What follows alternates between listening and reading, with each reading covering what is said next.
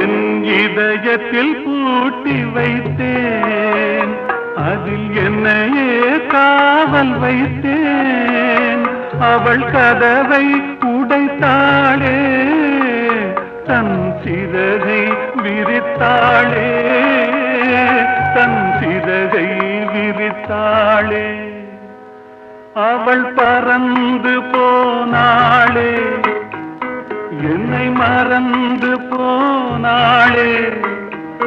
நான் பார்க்கும்போது கண்கள் இரண்டை கவர்ந்து போனாளே.